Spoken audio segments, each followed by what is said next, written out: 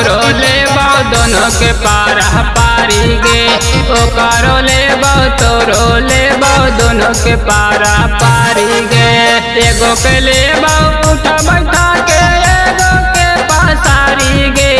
एगो के ले उठा बैठा के एगो के पासारी गे।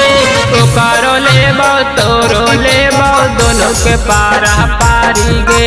ओ करो ले तोरो ले दोनों के पारा पारी गे।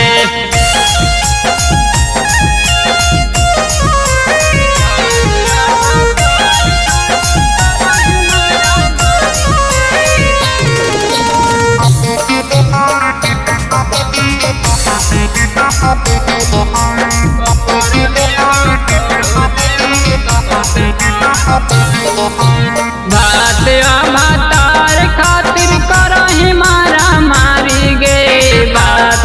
भातार खातिर करही मारा मारी गे। ओ करो ले तोरो ले दोनों के पारा पारी गे।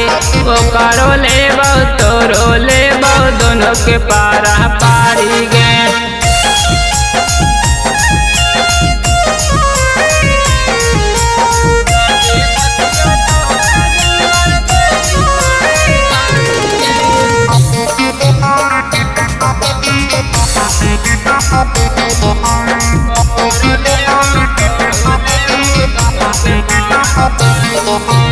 साचे बतिया कहो राजेंद्र देही काहे गारी गे। साचे बतिया कहो चंदन देही काहे गारी गे। ओ करो ले तोरो ले दोनों के पारा पारी गे। ओ करो ले तोरो ले दोनों के पारा पारी गे।